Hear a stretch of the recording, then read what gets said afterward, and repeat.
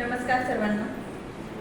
आज मला या व्यासपीठावर दुसऱ्यांदा येताना मनस्वी आनंद होत आहे.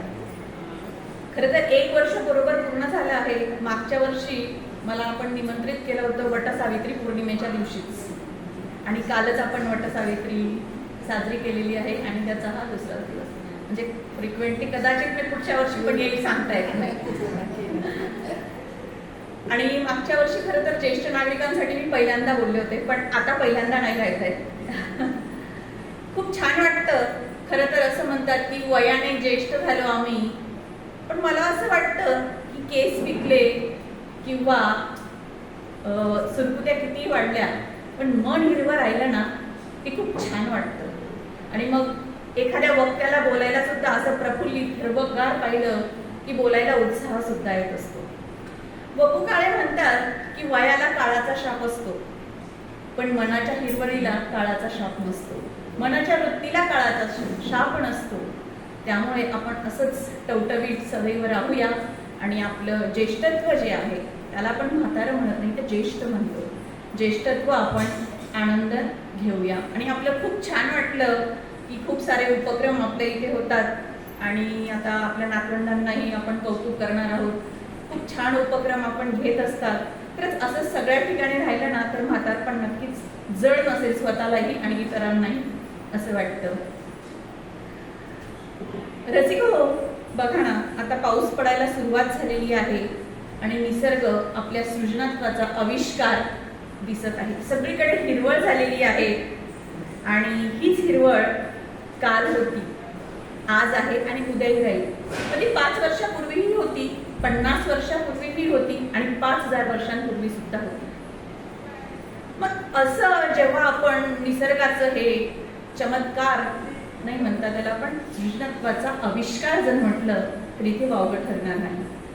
पण जेव्हा आपण याचा विचार करतो त्यावेळेस आपल्या मनामध्ये एक विचार येतो का हो, की याचा करता करविता तरी कोण आहे? आपण आनंद तर घेतो या गोष्टींचा, पण याच्या मागे कुठेतरी हा विचार येतो की ही सृष्टी निर्माण करणारा, इतकं सुंदर चैतन्य भरणारा सृष्टीमध्ये कोण आहे?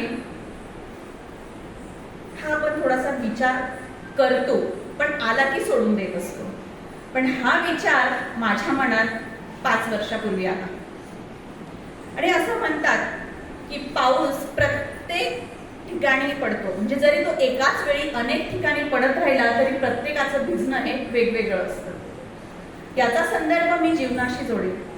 जीवन सुद्धा आपलं काळ्या आणि पांढऱ्या तंतूंनी बनलेलं वस्त्र आहे. म्हणजे जीवनामध्ये सुख आणि दुःख येत असतात, पण हाही क्षण निघून जाईल, म्हणजे सुखही थांबत नाही आणि दुःखही थांबत नसतं. ज्यावेळेस आपल्यावर संकट येतं किंवा दुःखाचा जो काळ असतो त्यावेळेस कुणीतरी आपल्याला मदत करून जातो. मग कुठलीही व्यक्ती असेल ती, एखादा छोटा मुलगा सुद्धा असतो, एखादी स्त्री असते, एखादी तरुणी असते किंवा एखादा वयोवृद्ध अनोळखी अनपेक्षित अशी व्यक्ती असते जी आपल्याला त्या संकटातून सोडवत असते आणि आपला पुढचा जीवन प्रवास ही सुखकर करत असते. मी तसंच म्हटलं की या सृजनत्वाचा आविष्काराचा कुणीतरी धनी आहे आणि त्यावेळेस मग आपल्याला भगवंताची प्रचिती यायला सुरुवात होत असते. खरं सांगू ना, हा पाऊस जेव्हा पडायला लागतो ना तेव्हा मला कृष्ण आठवतो. म्हणजे आठवतो म्हणण्यापेक्षा त्याची जाणीव मला प्रकर्षाने व्हायला लागते. अशी माझी स्वतःची त्याला काही कारणं आहेत. सगळ्यात पहिलं कारण म्हणजे की निसर्गामध्ये हिरवळ होते, समृद्धी येते आणि अशा प्रसन्न ताजेपणा असलेल्या वातावरणामध्ये बरंच काही मला सुचत असतं आणि त्यावेळेस मला कृष्णाची आठवण येते. दुसरं कारण, पाऊस पडून गेल्यानंतर आपला जो श्रावण मास येतो त्याच्यामुळेच आपला गोकुळाष्टमी येते आणि गोकुळाष्टमी म्हणजे कृष्णाचा जन्मोत्सव. त्यावेळी मग नकळतपणे कृष्णाच्या जन्माची कथा आठवते. अरे, कृष्ण जन्मला त्यावेळी असाच धो कडकडाटी पाऊस, विजांचा कडकडाटमध्ये हा पाऊस पडत होता आणि तेव्हा कृष्णाचा जन्म झाला होता. आणि तिसरी गोष्ट माझी वैयक्तिक पर्सनल, म्हणजे आता माझ्या लग्नाला जवळजवळ 12.5 वर्ष झाली, तर आमचं नुकतंच लग्न झालेलं होतं आणि पहिलीच रक्षाबंधन आली, म्हणून मी आणि माझे मिस्टर आम्ही माझ्या नंदीकडे गेलो. तर रक्षाबंधनाचा सण वगैरे असा साजरा झाला. आम्ही तिथे मुक्काम केला आणि दुसऱ्या दिवशी मिस्टरांचं ऑफिस असल्यामुळे आम्ही सकाळीच लवकर निघालो तळेगाव लोकलने. तर स्टेशनवर आल्यानंतर मिस्टरांकडे कदाचित 100ची नोट होती की 500ची, आता मला आठवत नाही, पण सुट्टे नव्हते आणि तिकीट आपलं 10 ते 20 रुपये. पण ते म्हटले सकाळी सकाळी की सुट्टे आणा तुम्ही. मग आम्ही लाईनीतनं मागे आलो तेव्हाच एक व्यक्ती, एक तरुण मुलगा पुढे आला त्यावेळेस आणि त्याने आमच्या हातावर 20 रुपये दिले, म्हणे घ्या तुम्हाला तिकीट काढा. मग आम्ही पटकन तिकीट काढलं कारण लोकलची वेळ होत आली होती आणि मग नंतर आम्ही ठरवलं की आता पटकन आपण सुट्टे करू कोणाकडनं तरी आणि त्या मुलाचे पैसे देऊन टाकू. असं म्हणणार तिकीट घेऊन आम्ही बाहेर इकडे वळणार तर त्या मुलाला बरंच शोधलं, तो मुलगा गायब. म्हणजे तो कुठेच दिसला नाही. लोकल पण लेट झाली, आम्ही बरंच शोधलं त्याला, कुठे दिसतोय की त्याचे पैसे आपण परत करूया म्हणून, तो दिसला नाही. घरी येऊन विचार केला की कोण होती ती व्यक्ती. बघा, प्रसंग छोटा आहे पण विचार करण्यासारखा आहे. मग असे अनेक प्रसंग आपल्या जीवनामध्ये घडतात, पण ती येतात आणि जातात. आपण त्याच्याकडे लक्ष देतो का? नाही देत लक्ष. मग जेव्हा जेव्हा ह्या गोष्टी आपल्या जीवनामध्ये घडतात, आपल्याला कोणीतरी नकळत मदत करून जातं, तेव्हा तेव्हा आपल्याला तिथे कृष्ण भेटलेला असतो. जेव्हा आपण या विषयाचा विचार करतो व्याख्यानाचा की जीवनात कृष्ण भेटायलाच हवा, तेव्हा या विषयावरून काही प्रश्न निर्माण होतात. जेव्हा हा मी विषय घ्यायचा म्हणजे माझ्या मनात आला तो विषय, काही गोष्टींमुळेच आला.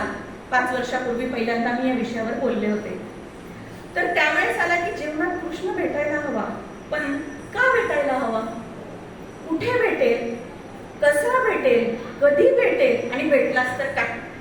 या सगळ्या प्रश्नांची मालिका माझ्या समोर आली आणि या प्रश्नांचं उत्तर शोधण्याच्या अनुषंगाने माझा हा व्याख्यानाचा विषय तयार झाला.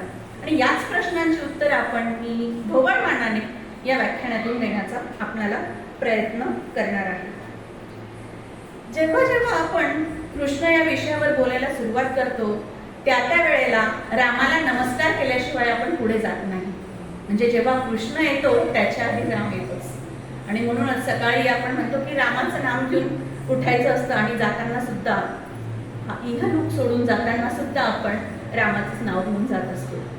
म्हणजेच रामाचं नाव या अगोदर येतं. आणि कुणीतरी एका अडाणी बाईने म्हटलं आहे, बाया जरी शिकलेला नव्हता पण त्यांच्याकडे विचारबुद्धी होती, की राम म्हणू राम, राम साखरेचा खडा, राम म्हणू राम, राम साखरेचा खडा आणि पहाटेच्या प्रहरी मुखामध्ये सोडा. असं त्या म्हणून गेल्या आणि खरोखर रामाचं नाव घेतलं म्हणजे आपण ईश्वराच्या भक्तीमध्ये सकाळी जातो आणि नंतर आपली दिनचर्या व्यवहार करायला दिवसभर मोकळा होतो. असा हा राम आपल्या कृष्णाचा विषय घेण्याआधी आपल्या मनामध्ये येतो आणि त्याला नमस्कार केल्याशिवाय आपल्याला कृष्णाकडे वळता येत नाही. खरं तर राम आणि कृष्ण हे आपल्या भारतीय संस्कृतीचे आधारस्तंभ आहेत. त्यांच्या खांद्यावर आपली ही संस्कृती खेळली आहे आणि रामकृष्णाच्या रंगात भारत जेवढा रंगला तेवढा कुणाच्याही रंगात रंगलेला आपल्याला दिसून येत नसतो. राम आणि कृष्ण हे आपल्याला अगदी अनादी अनंत काळापासून मार्गदर्शन करत आहेत. त्यांची विचारांनी आपण पुष्ट होत आहोत आणि यापुढेही होणार आहोत. रामकृष्णाच्या गोष्टी ऐकूनच शिवाजी महाराज घडले. अनेक थोर व्यक्ती या गोष्टींवरच म्हणजे त्यांच्या विचारांचं पालन पोषण या विचारांवर या संस्कारांवर झालं. आपणही त्यांच्याच गोष्टी ऐकून मोठे झालो आणि होत आहोत आणि होणार आहोत आणि हा वारसा आपण पुढच्या पिढीला नक्कीच देत असतो. परंतु जेव्हा त्यांचे विचार होते, आहेत आणि राहणार हा शब्द मी आज मोठ्या धाडसाने म्हणते आहे. याचं कारणही तितकंच वेगळं आहे. कारण आज जी विचार आहेत रामकृष्णाचे त्यावर आपली भारतीय कुटुंब व्यवस्था उभी आहे. म्हणजे ते असं म्हणता येईल, अंडी आधी की कोंबडं आधी, म्हणजे कुटुंब व्यवस्था आधी की संस्कार आधी. तर ते दोन्ही परस्पर पूरक आहेत आणि हे जे संस्कार आहेत ते रामकृष्णांनी दिलेले आहेत. परंतु आजची परिस्थिती बघितली तर ही कुटुंब व्यवस्था लयास जात आहे. कुठेतरी ती विभक्त तर झालेलीच आहे पण कुटुंब व्यवस्थाच नष्ट होत आहे. त्यामुळे हे विधान राहणार हे मी धाडसाने म्हटले आहे. परंतु आपली संस्कृती नक्कीच इतकी लेचीपेची नाही.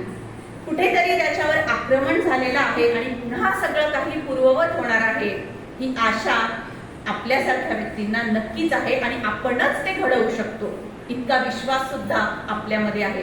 आणि म्हणूनच की रामकृष्णांचे विचार हे काल होते, आज आहेत आणि चिरंतन शाश्वत ते राहणार आहेत.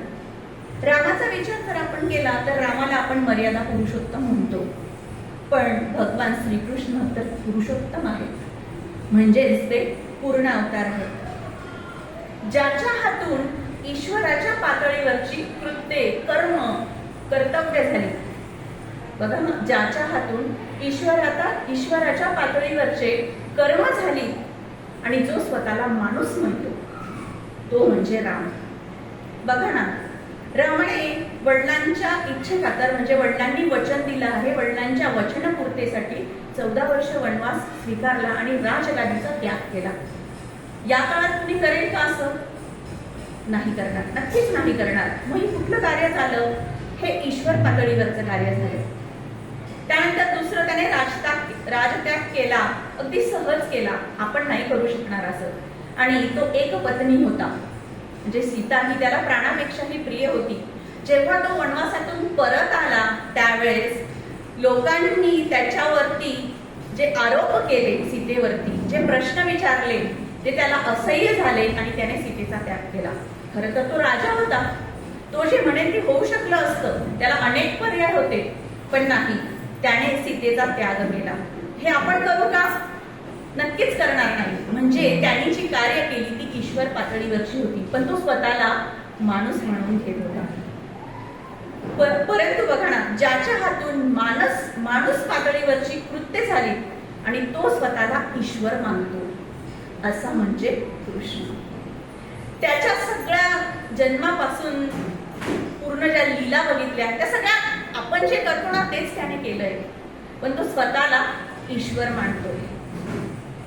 कौटुंबिक ऐक्य हे जे होतं नजरेसमोर ठेवून, म्हणजे रामाने कौटुंबिक ऐक्य नजरेसमोर ठेवलं आणि रामाने समाज विकासाचा रस्ता आपल्याला दाखवला, तर कृष्णाने सामाजिक ऐक्य लक्षात घेऊन त्या समाजाचं नियमन केलं. असं आपल्याला खरं तर फरक नाही म्हणता येणार, दोन्ही आपल्या जीवनामध्ये हवे आहेत, दोघंही श्रेष्ठ आहेत, पण तरीही कुठेतरी कलियुगाचा विचार करता कृष्णाला इथे झुकतं माप दिलं जातं आणि त्याला पूर्ण अवतार म्हणून संबोधलं जात असतं. माणसाचा देवत्वाकडे असणारा जो प्रवास आहे तो म्हणजे रामचंद्र. माणसाचा देवत्वाकडे असणारा प्रवास आहे तो म्हणजे रामचंद्र.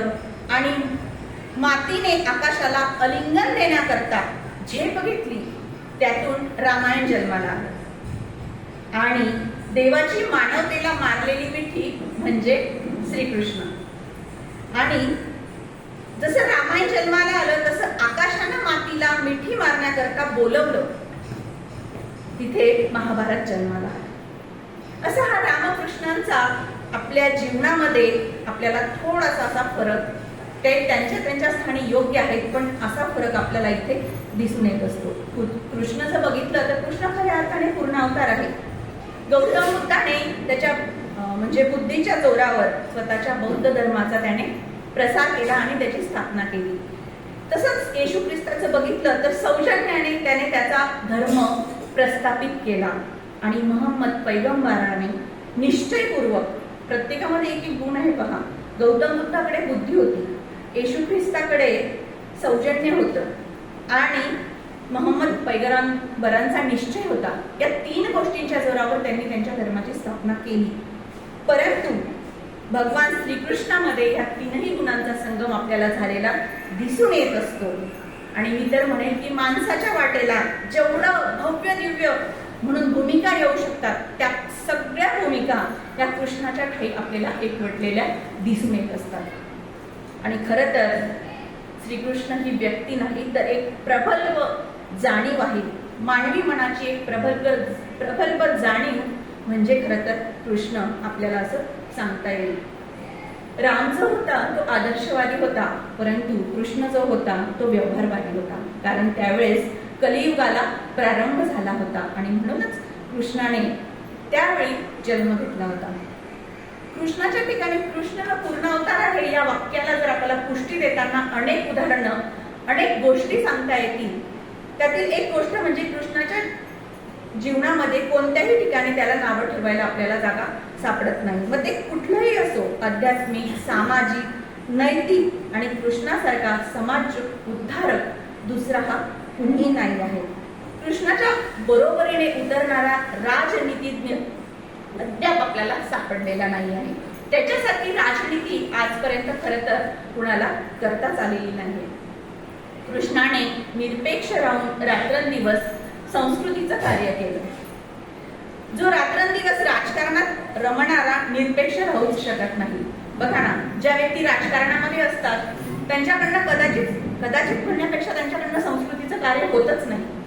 आजच्या राजकारणाची परिस्थिती बघितली तर खूप काही बोलण्यासारखं आहे, पण ते न बोललेलं बरं असतं.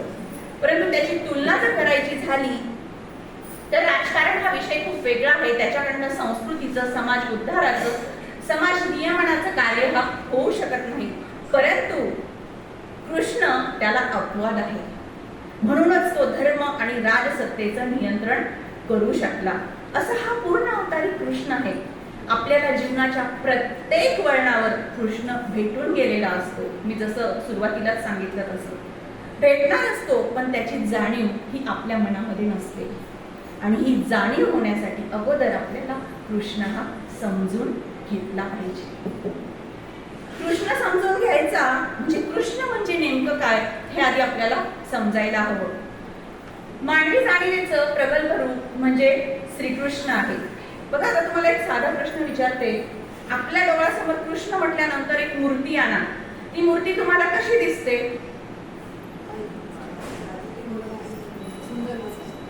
सुंदर दिसते.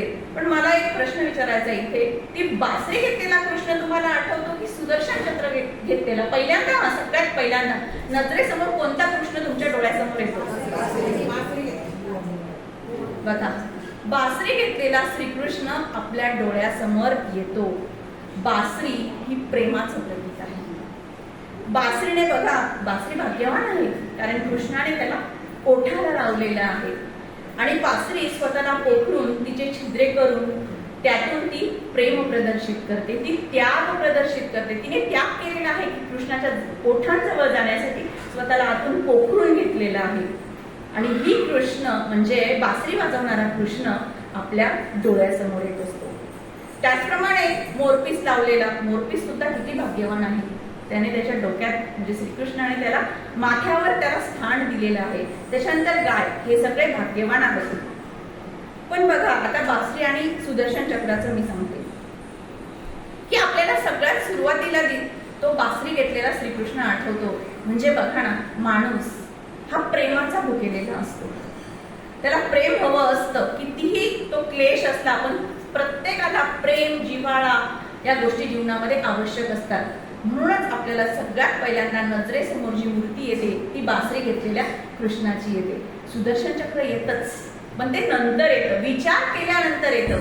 पण विचार न करता जी मूर्ती डोळ्यासमोर येते ती म्हणजे फक्त बासरी घेतलेली असते. थोडक्यात काय, तर युद्धात जीव घेतला जात असतो आणि प्रेमामध्ये जीव ओवाळून टाकला जात असतो. आणि म्हणूनच आपल्याला त्याची मूर्ती पाहिल्यानंतरच खूप सारी शिकवण आपल्याला कृष्ण देऊन जातो की तुम्ही प्रेम करायला शिका. स्वतःच्या मनामध्ये प्रेम असू द्या आणि इतरांवर ते प्रेम करायला शिका. इतकी सुंदर अशी ती कृष्णाची मूर्ती आपल्याला पाहताच क्षणी हा संदेश देऊन जाते. कृष्णाचा प्रत्येक गोष्ट आपल्याला संदेश देणारी आहे. प्रत्येक त्याचं जीवन, म्हणूनच तर कृष्ण पूर्णावतार म्हटला जातो.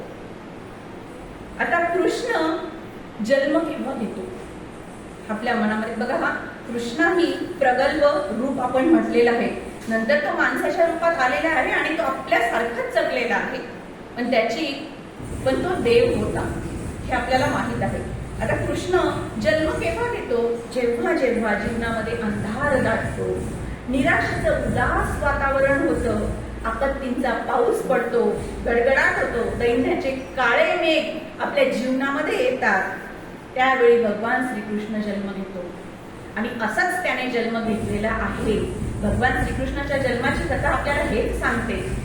मध्यरात्री 12 वाजता जेव्हा प्रचंड असा गडगडाट होता, ढगांचा, विजा चमकत होत्या, खूप सारा धो पाऊस पडत होता, त्यावेळी कृष्णाने जन्म घेतला. त्याचा जन्म आपल्याला इथे सांगून जातो की अशा वेळेस चांगल्या गोष्टींचा जन्म होतो, जिथे जिथे अंधार असतो तिथे तिथेच पंथी किंवा दिवा हा पेटत असतो. हा त्याचा जन्माची पहिली शिकवण कृष्ण आपल्याला इथे देऊन जात असतो. त्याचप्रमाणे आपल्या मनामध्ये एक सहज प्रवृत्ती असते, जे दोन मन असतात आपण असं म्हणू, एक अंतर्मन आणि एक बाह्यमन. बऱ्याचदा जीवनामध्ये असा प्रश्न पडतो की मी हे करू की ते करू, म्हणजे अगदी छोट्या छोट्या गोष्टींमध्ये सुद्धा आपल्याला बघा, भाजी जरी करायची असली, बटाटा करू का मेथी करू, हा साधी गोष्ट आहे. पण जीवनामध्ये असे अनेक प्रसंग येतात की त्यावेळेस मी काय करावं. एक प्रवृत्ती म्हणते की हे कर, दुसरी म्हणते नको नको ते नको करू. मग अशा to be or not to be चा प्रश्न जेव्हा येतो आणि निश्चयात्मक निर्णय घेण्याची जेव्हा वेळ येते, त्याच वेळी आपण एक निर्णय घेतो आणि तो निर्णय म्हणजे ध्येय. आणि जिथे देहाचा जन्म होतो, ध्येयाचा जन्म जिथे होतो, तिथे तिथे कृष्ण जन्म घेतो. म्हणजे अडचणीच्या आपत्तीच्या काळांबरोबर आपल्या जीवनामध्ये ध्येय निर्माण करण्याचं काम हे कृष्ण करतो. नव्हेच तर ते ध्येय म्हणजेच कृष्ण आहे. आता कृष्ण जन्म का घेतो हे त्याने स्वतःच सांगितलेलं आहे गीतेमध्ये. यदा यदा हि धर्मस्य ग्लानिर्भवति भारत अभ्युत्थानम् अधर्मस्य तदात्मानं सृजाम्यहम् परित्राणाय साधूनां विनाशाय च दुष्कृतां धर्म संस्थापनार्थाय संभवामि युगे युगे. याचा अर्थ आपण आपल्या सगळ्यांना माहिती आहे, अनुभव आहे. जेव्हा जेव्हा मी सांगितलं आपत्तींचं सावट येतं, अधर्म ओघाळतो, तिथे तिथे दृष्टनीतीचा अहंकार वाढतो आणि तेव्हा तेव्हा संत सज्जनांचं रक्षण करण्यासाठी आणि धर्माला पुन्हा नव्याने धर्माची स्थापना करण्यासाठी कृष्ण हा जन्म घेत असतो. आता याच्यातला हा जो धर्म शब्द आहे ना, याच्यावर खूप काही बोलण्यासारखं आहे की नेमकं धर्म म्हणजे काय.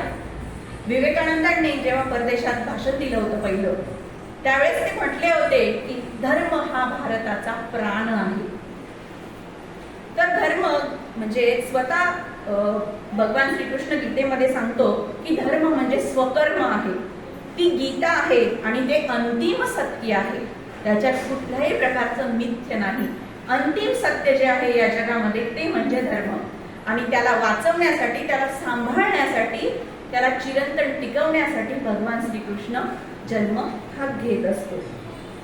कृष्णाचं जर प्रत्येक रूप बघितलं, प्रत्येक वळणावर आपल्याला ते मोहित करत असतं.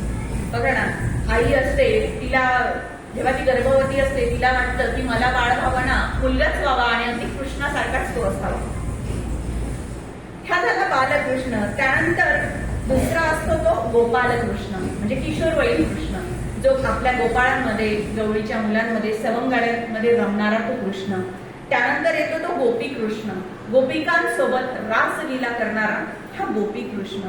त्यानंतर येतो तो राधाकृष्ण, म्हणजे तारुण्याच्या उंबरठ्यावर, म्हणजे प्रत्येक आपल्या वयाच्या प्रत्येक वळणावर आपल्याला कृष्ण हा आकर्षित करत असतो. मग लहानपासून तर अगदी वृद्ध होस तोपर्यंत प्रत्येक वळणावर आपल्याला तो बाळकृष्ण असेल तेव्हा त्याच्यासारख्या लीला कराव्या असं आपल्याला तर समजत नसतं, पण आईला वाटत असतं. त्याच्यानंतर गोपी कृष्ण, मग सगळ्यांना वाटतं मी कृष्णासारख्याच खोड्या केल्या पाहिजे. राधाकृष्ण, प्रेमाच्या एका अत्युच्च वळणावर आपण जेव्हा जातो तेव्हा आपल्याला राधाकृष्ण आठवतो. आणि नंतर वृद्धांना करतो भगवद्गीतेच्या रूपाने एक शांती देण्याचं काम तो करत असतो. म्हणजे प्रत्येक जे आहे, प्रत्येक रूप जे आहे कृष्णाचं ते आपल्याला मोहित करत असतं. आता मी अलीकडेच एक वाचलं होतं की ह्या ज्या आहेत ना, बालकृष्ण, गोपालकृष्ण, गोपीकृष्ण, राधाकृष्ण, हे आहे हा महाभारताचा भाग नाही, तर हा आहे पुराणाचा भाग आहे. महाभारतामध्ये कुठेच या कृष्णाच्या लीला नाही आहेत. महाभारत म्हणजे विष्णू पुराणातील कृष्ण, म्हणजे जेव्हा जेव्हा पांडवांना मदत करण्यासाठी म्हणून कृष्ण येतो तो महाभारतातील कृष्ण आहे. पण महाभारतामध्ये याचा उल्लेख नाही. त्याच्यामुळे महाभारताला इतिहास मानलं जातं आणि त्याच्या ज्या लीला आहेत कृष्णाच्या, अगदी राधाकृष्णपर्यंतच्या, जेव्हा तो द्वारकेत जातो तिथून खरं तर महाभारत सुरू होतो. पण त्याच्या आधीचा जो कृष्ण आहे ना, तो पौराणिक कृष्ण म्हणून त्याचा उल्लेख केला जातो आणि त्याचा उल्लेख हा वेद आणि उपनिषदांमध्ये आहे, आढळून आपल्याला येत असतो. तर या कृष्णाच्या प्रत्येक लीला आपल्याला मोहित करत असतात आणि प्रत्येक लीला जी आहे त्याने ज्या खोड्या केल्या आपण म्हणतो त्याला, ती प्रत्येक आपल्याला एक संदेश देणारी आहे. आता त्या कोणत्या आपण एक एक लीला अगदी शॉर्ट मध्ये बघणार आहोत. की सत्ता आणि संपत्तीशिवाय आज जर बघितलं तर संघटनाही होऊ शकत नाही. आता बघा ना, ज्येष्ठ नागरिक संघ जरी उभा करायचा राहिला तरी कुठेतरी त्याला आर्थिक हातभार लागतो किंवा कुठलं तरी पद असावं लागतं. परंतु श्रीकृष्णाने गोकुळात गवळ्यांना एकत्र करून गवळ्यांची एक संघटना तयार केली. म्हणजेच त्याने इथे सांगितलं की सत्ता किंवा संपत्तीशिवाय शेकडो लोकांची संघटना करणे हे शक्य आहे. हे त्याने आपल्याला समजवलं. त्याच्यासाठी आपण एकमेकाला प्रेम दिलं तर ती व्यक्ती आपल्याकडे आकर्षित होत असते. आणि तेच कृष्णाने सगळ्या गवळ्याच्या मुलांना त्यांना मित्र मानलं की मी उच्च घरचा आहे किंवा तुम्ही खालच्या घरातले आहात म्हणून असं समजलं नाही. तर त्याने त्यांची एक संघटना बनवली आणि या संघटनेतून त्याने अनेक लीला केला आणि संपूर्ण मानव जातीला संदेश दिले. त्यातील पहिली म्हणजे गोवर्धन पर्वताची आपल्याला गोष्ट माहितीच आहे. तर लोक इंद्राची पूजा करायचे पाऊस यावा म्हणून, परंतु कृष्णाने त्यांना इंद्राची पूजा करू नका असं सांगितलं आणि गोवर्धन पर्वताची पूजा करा असं सांगितलं. तर गोवर्धन पर्वत का? तोच मेघांना अडवतो, तोच पाऊस पडतो, त्याच्यावर अनेक सुख समृद्धी आहे, आपल्याला त्या गोष्टी तिथून मिळतात. मग इंद्राची पूजा का करायची आपण? तर ती गोवर्धनाची करायची. म्हणून सगळे लोक त्याची पूजा करायला लागले. मग इंद्राला राग आला. मग त्याने अतिशय जोरात पाऊस वगैरे पडला, ती गोष्ट आपल्याला माहिती आहे. आणि अशा वेळी सर्व गोकुळवासियांचं रक्षण करण्यासाठी त्याने त्याच्या संघटना असलेल्या गवळ्या मित्रांना सांगितलं की तुम्ही काठी लावा या पर्वताला. मग सगळ्यांनी काय त्या पर्वताला काठी लावली आणि श्रीकृष्णाने अवघ्या करंगळीवर तो गोवर्धन उचलून धरला आणि त्याच्या खाली सगळ्या गोकुळवासियांना आश्रय दिला. तर ही कथा आहे सांगण्यासाठी. तर याच्यातनं मानव जातीला मिळालेला संदेश काय? तर की सर्वसामान्य माणसाचा सुप्त असलेला पुरुषार्थ जर आपण जागृत केला, बघा, सर्वसामान्य माणसाचा सुप्त असलेला पुरुषार्थ जर आपण जागृत केला आणि सामुदायिक पातळीवर त्याचा उठाव केला तर चमत्कार हे घडू शकतात. सर्वांच्या काठ्या लागल्या तर फक्त नेत्याला करंगळी लावण्याची आवश्यकता असते.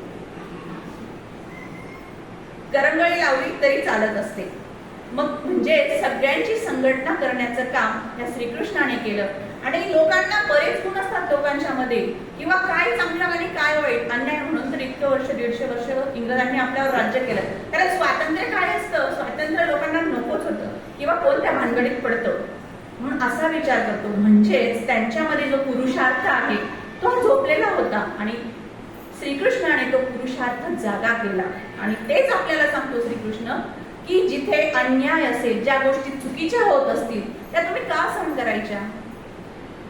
तर तुमच्यामध्ये पुरुषार्थ आहे तो तुम्ही जागा करा, संघटित व्हा, त्याच्यावर काम करा. मग तुम्हाला हवा तो बदल, सकारात्मक बदल हा नक्कीच मिळणार आहे.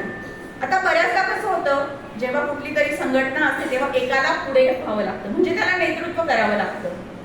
पण जेव्हा बघा ना आपल्याला कुठेतरी यश मिळतं त्यावेळेस बाकीचे काय म्हणतात, हा माझ्यामुळे झालं बरं काय, याचं मी होतो. दुसरा म्हणतो नाही माझ्याचमुळे झालं, मी याला मदत केली, ती याला मदत केली. अरे हो, तुम्ही सगळ्यांनी मदत केली, परंतु जो मेन व्यक्ती असतो त्याच्यामध्ये ती ताकद असते ते करण्याची. म्हणजे तोच जर नसेल, कुणाला तरी एकाला पुढे व्हावं लागतं, तेव्हाच नवीन कल्याणकारी काहीतरी निर्माण होत असतं. गांधीजींनी दांडी यात्रा केली, मिठाचा सत्याग्रह केला, आंबेडकरांनी 14 तळ्याचा सत्याग्रह केला. हे अनुयायांमधला त्यांनी पुरुषार्थ हा जागा केला. म्हणूनच आज चांगले परिणाम, त्याचे सकारात्मक परिणाम ही लोकांना दिसले आहेत. म्हणजे नेता आणि कार्यकर्ता कसा असला पाहिजे हे श्रीकृष्णाने आपल्याला इतक्या कमी वयामध्ये सांगितलेलं आहे. त्याची दुसरी लीला आहे, त्याने बकासूर आणि अधासुराचा या 2 राक्षसांचा वध केला. आता इथे बक म्हणजे दंभ, जो माणसामध्ये असतो, माणसाच्या प्रवृत्तीमध्ये असतो, आणि अध म्हणजे पाप. म्हणजे पाप आणि दंभ याचा विनाश आपण केला पाहिजे हे त्या राक्षसांना मारून श्रीकृष्णाने आपल्याला सिद्ध करून दाखवलं. गोकुळामध्ये पापी विचारांचा आणि दांभिक विचारांच्या वृत्तीच्या लोकांचा नाश या राक्षसांच्या माध्यमातून त्याने केलेला आहे आणि आपल्याला संदेश दिलेला आहे. कालियामर्दन, खूप सुंदर अशी ही कालियामर्दनची कथा सांगितली जाते की एक कालिया नावाचा राग यमुनेच्या डोहामध्ये होता. त्याच्यामुळे ते विष पूर्ण यमुनेच्या नदीमध्ये पसरत होतं. जनावरं, गुरंढोरं ही ते पाणी पिऊन मरत होती. आणि हे सगळं जेव्हा कृष्णाला कळलं तेव्हा तो जर मित्रांना सांगितलं मी चाललोय तर मित्र जाऊ देणार नाही तिथे. त्यामुळे तो हळूच त्याच्या दिशेने निघाला आणि मित्रांना आधी समजलं नाही की हा नेमका काय करतो आहे. परंतु हळूहळू त्याची पावलं ही यमुनेच्या डोहाकडे वळायला लागली. त्यावेळी त्यांनी आरोळ्या मारून सगळ्या लोकांना जमा करून घेतलं आणि कृष्णाने त्या यमुनेच्या डोहामध्ये उडी मारली. बराच वेळमध्ये झटापट झाली. त्या कालिया नागाने त्याला आपल्या विळख्यामध्ये पक्क धरलं, परंतु तो शेवटी कृष्णच ना. मग त्याने त्याच्यातलं विष हे बाहेर काढलं. त्याच्या माथ्यावरती, नागाच्या माथ्यावरती तो आला, नाचला, बाहेर आला. तेव्हा सगळ्यांना दिसला आणि तेव्हा त्याच्या रूपाने म्हणजे कालियामर्दनाचा त्याने वध नाही केला, तर त्याला दुसऱ्या ठिकाणी तू जा असं सांगितलं. म्हणजेच इथे श्रीकृष्ण आपल्याला सांगतो की आपण व्यक्तीचा द्वेष करतो बऱ्याच वेळा. ही व्यक्ती ना खूप वाईट आहे, पण व्यक्ती वाईट नसते हो. तिच्यामध्ये जे विष आहे म्हणजे जे अपप्रवृत्ती आहे त्या आपण काढून टाकल्या पाहिजे, तर ती व्यक्ती ही चांगली असते. त्यामुळे राग करा, द्वेष करा, तो व्यक्तीचा नाही तर त्याच्यामध्ये असलेल्या विचारांचा, त्याच्यामध्ये असलेल्या चुकीच्या प्रवृत्तीचा. हा संदेश इथे आपल्याला कालियामर्दनच्या या छोट्याशा लीलेने आपल्याला श्रीकृष्ण देत असतो. त्यानंतर सगळ्यात आवडणारी त्याची लीला जे नटखट कृष्ण तो लोण्याची चोरी करतो. लोण्याची चोरी करतो प्रत्येक गवळीच्या घरी जाऊन घराघरामध्ये आणि ते लोणी घेऊन सगळे मित्र एकत्र खातात. तर आपल्याला वाटतं काय, आपल्याला तर नटखट वाटतं, पण काय चोरी करायला शिकवतो कृष्ण असं आपल्या मनात येतं. परंतु बघा त्याच्यामागे किती मोठा उद्देश होता की लोण्याची चोरी. लोणी म्हणजे खरं तर म्हणजे सार, नवनीत आणि अर्क जे आपण दुधामध्ये काढून अनेक प्रोसेस करून जे लोणी बनवतो ते काय करतो आपण, सार काढतो. ते नवनीत आहे, ते अर्क आहे. मग श्रीकृष्णाला पहिली गोष्ट सांगायची होती की तुमच्या घरामध्ये जर इतकं दही, दूध, लोणी आहे तर तुम्ही बाहेर जाऊन का विकतात? तुमची मुलं दष्टपुष्ट झाली नाही पाहिजेत का? उद्याचं ते भविष्य आहे, ते त्यांना मिळायलाच पाहिजे. म्हणजे ते लोणी तो एकटा नाही खायचा, घरी नाही न्यायचा, तर मित्रांना द्यायचा, त्या गरीब मित्रांना द्यायचा की तुम्ही ते खाल्लं पाहिजे. पण त्यांच्या घरचे त्याला खाऊ देत नव्हते, विकत होते, पैसे कमवत होते. मग त्याने त्याच्या मित्रांचं पर्यायाने उद्याचं भविष्य असलेल्या मुलांचं शरीर हे धष्टपुष्ट करा, हा संदेश आपल्याला इथे कृष्ण देतोय. दुसरा संदेश म्हणजे लोणी म्हणजे सार, अर्क.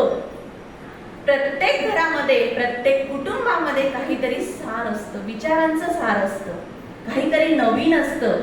ते सद्गुण असतात. ते सद्गुण आपण वेचून घेतले पाहिजे आपल्यामध्ये. म्हणजेच शरीर आणि मन या दोन्ही गोष्टी आपल्या यातून पुष्ट होत असतात.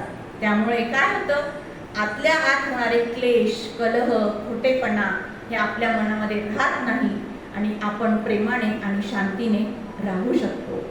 ह्या गोष्टी, लोण्याची चोरी ह्या एका लीलेमधून श्रीकृष्ण आपल्याला देऊन गेलेला आहे.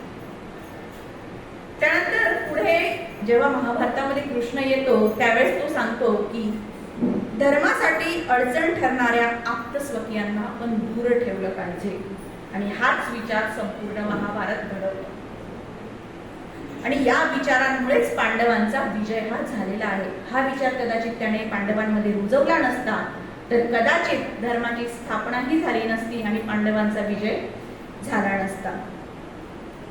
वैयक्तिक प्रतिज्ञा आणि निष्ठा जर चांगल्या कामासाठी, स्वतःच्या वैयक्तिक प्रतिज्ञा किंवा निष्ठा चांगल्या कामासाठी जर आडव्या येत असतील तर त्या तिथेच थांबवल्या पाहिजे, त्या नष्ट केल्या पाहिजे, हा श्रीकृष्ण आपल्याला सांगतो. आता भीष्माने प्रतिज्ञा केली होती. भीष्म प्रतिज्ञा सगळ्यांना माहिती आहे, तो शेवटपर्यंत कौरवांच्या बाजूने होता. परंतु त्यांना काही सत्य माहिती नव्हतं का, कोण चांगलं कोण वाईट, आपण कोणत्या बाजूने लढतो. पण त्याची ती प्रतिज्ञा त्याला आडवी येत होती. त्यामुळेच कृष्ण सांगतो की तुमच्या वैयक्तिक प्रतिज्ञा ज्या निष्ठा आहेत त्या तुम्ही बाजूला ठेवल्या पाहिजे. ही भीष्म प्रतिज्ञा होती. आणि त्यानंतर कर्ण म्हणतो की जोपर्यंत भीष्म रणांगणावर आहेत तोपर्यंत मी लढायला येणार नाही. ही त्याची वेगळी प्रतिज्ञा किंवा हे त्याचं म्हणणं, पण ते त्याने तसंच केलं. मग आणि भीष्मांना जर काढायचं असेल, भीष्मांना म्हणून सोपं नक्कीच नव्हतं. मग आता काय केलं पाहिजे म्हणून शिखंडी जी पुरुषही नाही आणि स्त्री नाही, म्हणजे एक स्त्री अर्जुनाच्या रथावर कृष्णाने बसवली आणि ती पुढे आणली. त्यावेळेस भीष्म म्हणतात की मी या शिखंडीशी लढू शकत नाही. आणि तिथेच अर्जुनाने त्यांना बाण मारला.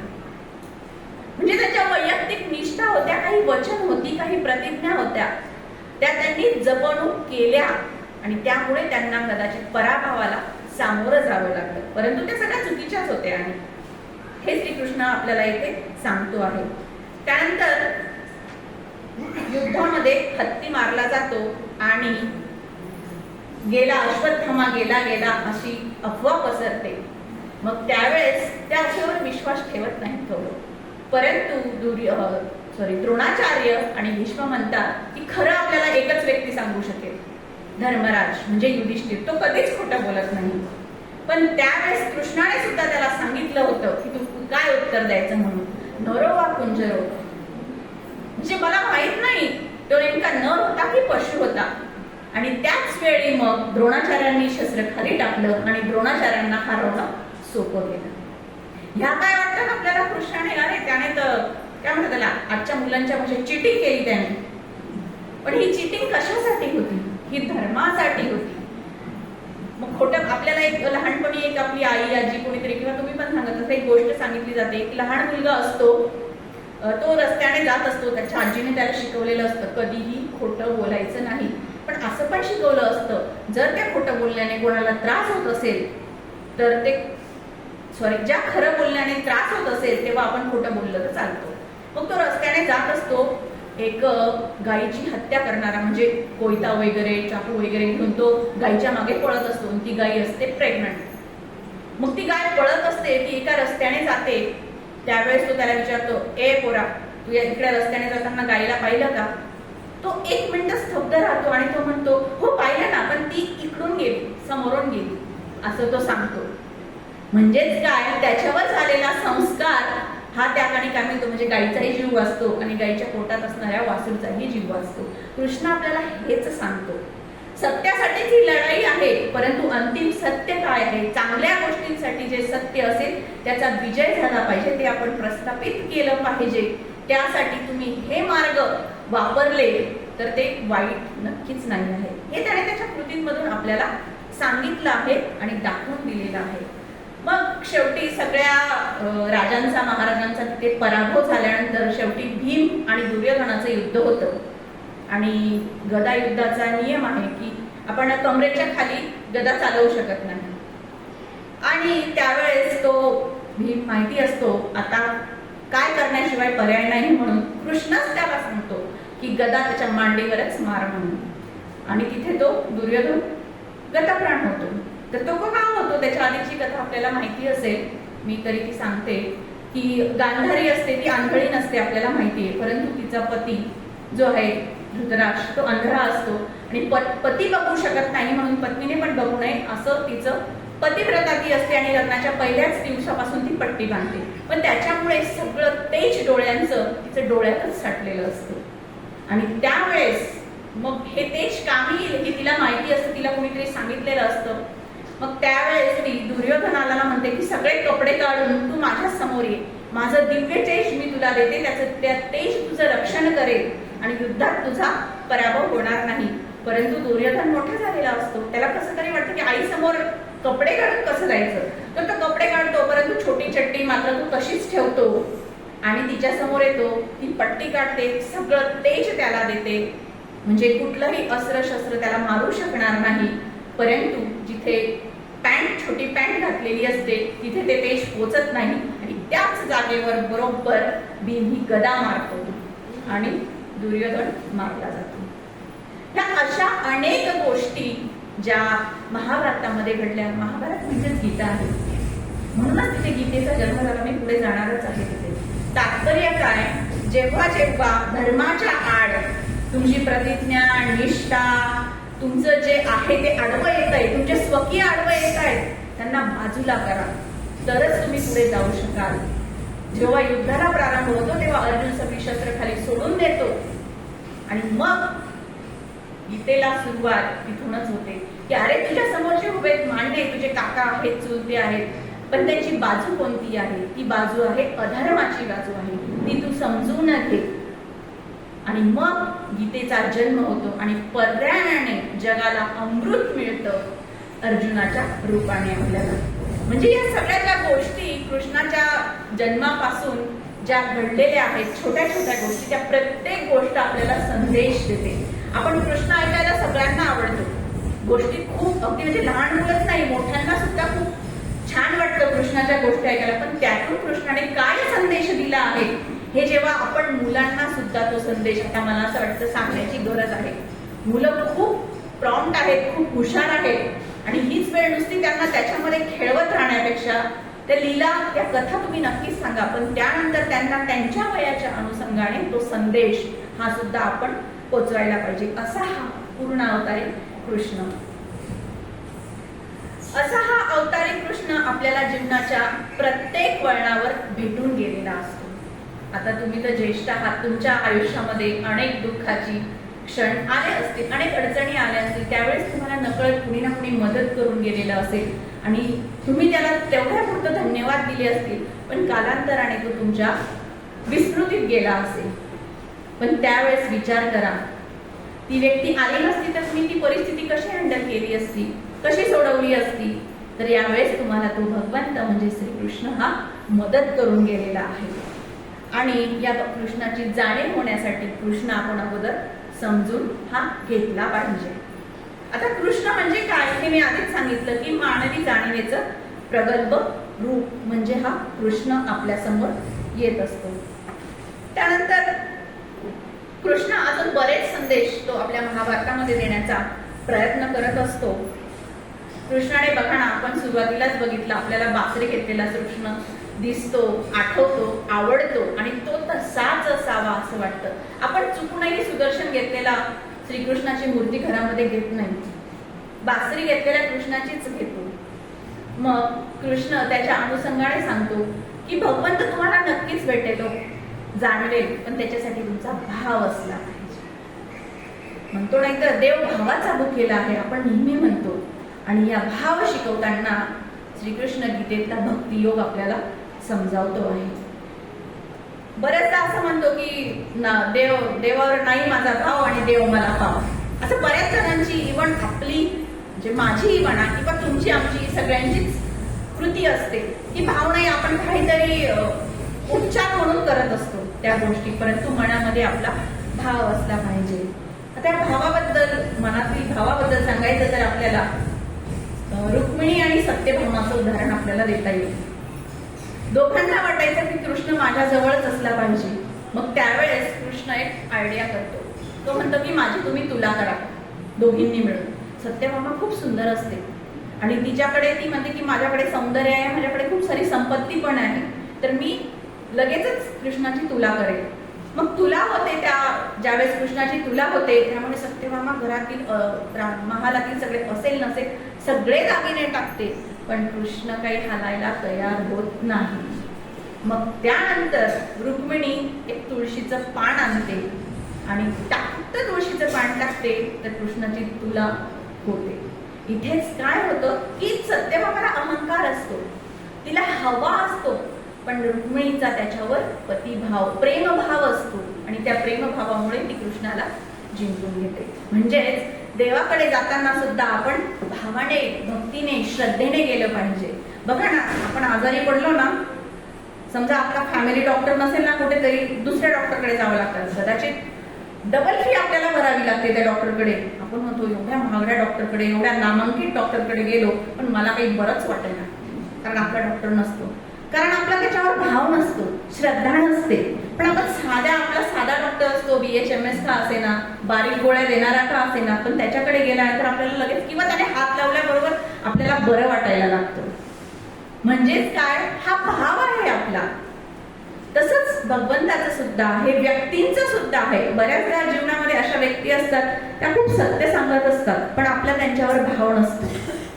परंतु एक अडाणी व्यक्ती आहे, ती आपल्याला खूप प्रिय आहे, आपला तिच्यावर भाव आहे.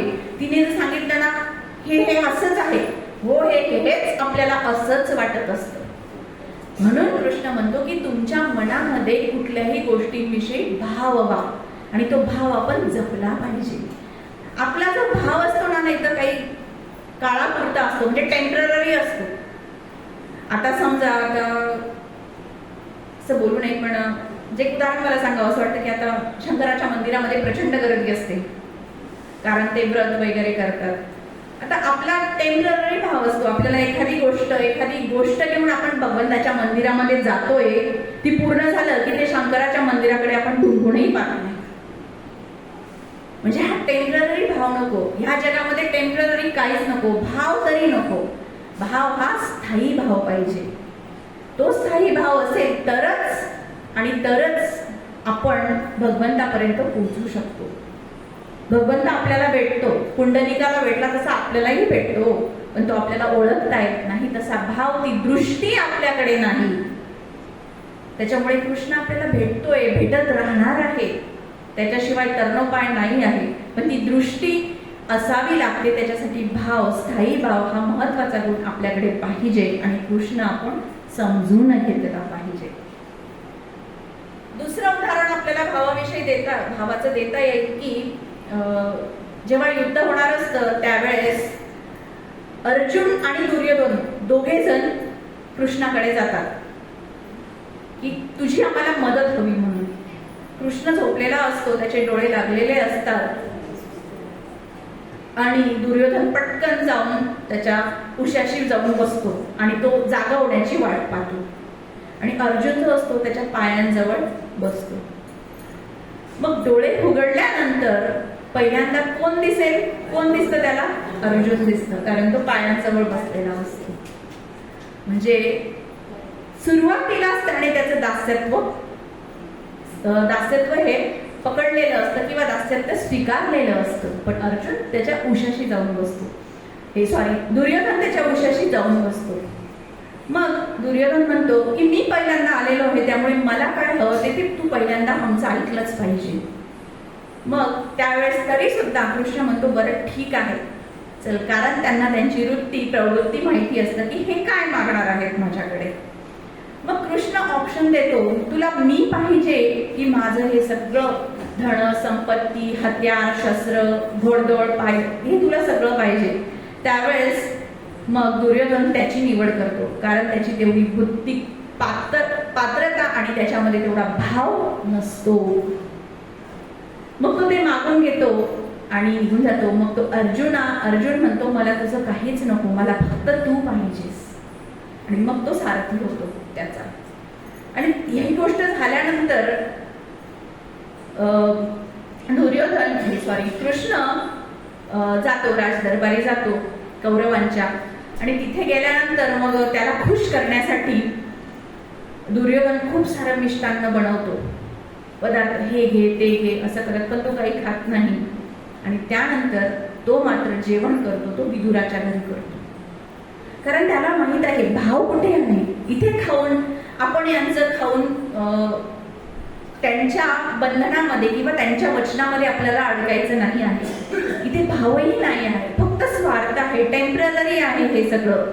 तर आपण तिथे अडकता कामा नये. म्हणून तो विदुराच्या घरी म्हणजे राजमहालातील जेवण सोडून तो विदुराच्या घरी जेवण घेतो. इथे सुद्धा स्थायी भाव असला पाहिजे हेच आपल्याला कृष्ण सांगून जात असतो. त्यातील पुढची गोष्ट बघितली तर अर्जुन म्हणजे किती साधा होतो ना त्याचा. कृष्ण हा अर्जुनाचा सारथी बनतो, त्याला मार्गदर्शन तो करतो. त्याचे आणि जो सारथी असतो त्याला त्याचे घोडे सुद्धा धुवावे लागतात. म्हणजे एखाद्याला मोठं व्हायचं असेल तर त्याला खालच्या पातळीवरची छोटी छोटी कामं ही करावी लागतात. हे कृष्णाने आधीच सांगितलंय. नंतर आपण अनेक महान लोकांच्या आत्मचरित्र कथा वाचतो की ते आधी असे होते. मग आपले मोदी साहेब आधी चहा विकायचे वगैरे, ह्या नंतर आलेल्या गोष्टी आहेत.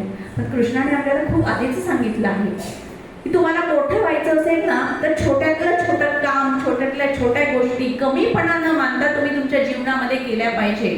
आज आम्हाला नोकरी पाहिजे, फक्त छोटं काम करायचं नाही. आपल्या महाराष्ट्रामध्ये इतर राज्यातून आलेले किती लोक मोठे झाले, हा पण विचार केला पाहिजे. पण नाही, आम्हाला नोकरीच करायची आहे, मग ती शिपाईची का असेना, पण आम्हाला नोकरीच करायची असते. म्हणजे या कृष्णाने तेव्हा किती विचार केला होता कलियुगाचा, पण आपण त्यातला मतितार्थ काहीच घेतला नाही. ही आपली खूप मोठी शोकांतिका आहे. त्यानंतर राजसूय यज्ञ होतो पांडवांचा, त्याच्यामध्ये तो पत्रावळी काढण्याचं काम कृष्ण स्वतः करतो. म्हणजे इतकं प्रेम, इतका भाव त्यांचा पांडवांप्रती इथे दाखवलेला आहे. प्रेम दिल्याने प्रेम वाढतं. जगामध्ये बघा ना, आपण जितकं देऊ ना, त्याच्या दुप्पट आपल्याकडे येत असतं. पण हे केव्हा होतं, स्थायी भाव असेल तेव्हाच हे आपल्याला होत असतो. त्यानंतर आपल्याला कृष्ण सर्वात मोठा जीवनामध्ये उपयुक्त अशी गोष्ट शिकवतो, आणि ते आपल्याला कर्मयोगामध्ये गीतेतून त्यांनी सांगितलेलं आहे की दांभिक भक्तासाठी आणि हरी तर देईल खाटल्यावरी, असेल हरी तर देईल खाटल्यावरी, आपण असं म्हणतो की देव मानतो आपण, पण तो बघून घेईल सगळं. अरे तू हातपायच चालवणार नाही तर तो काय करेल. याच्यासाठी एक छोटंसं उदाहरण आहे. एक मुलगा असतो आणि त्याचे वडील असतात. तर मुलगा म्हणतात की तू भिंतीवर चढायचा प्रयत्न कर, तुला नक्की चढता येईल. तर तो म्हणतो नाही बाबा, मला चढताच नाही येणार. ते म्हणतात अरे तू चढ, मी तुझ्या मागे आहे, मी तुला पकडलेलं आहे. आणि हीच गोष्ट तो डोक्यात ठेवतो, बाकी सगळं विसरून जातो, प्रयत्न वगैरे हे ते सगळं.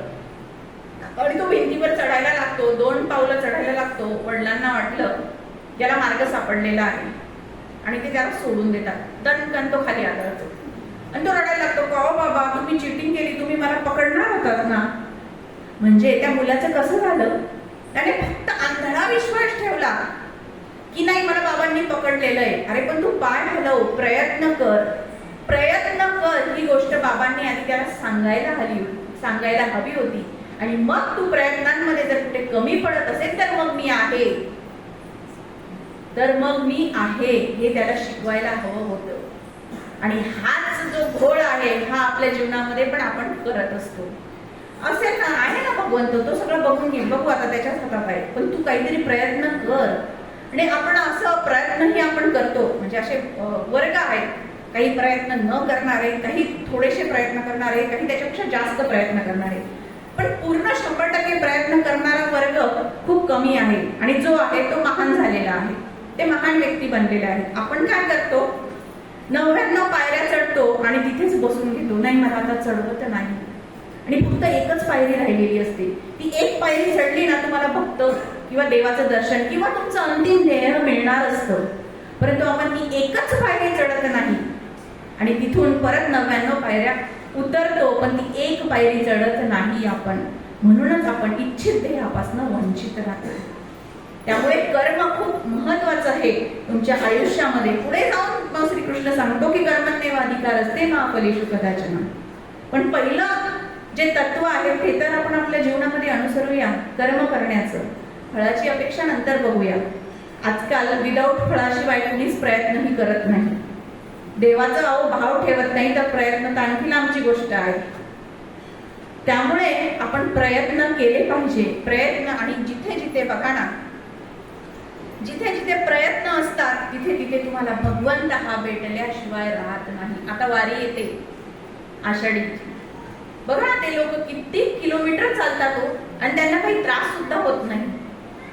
का होत नाही? कारण त्यांचं ध्येय उच्च आहे, त्यांचा विठुरायावरचा भाव पक्का आहे.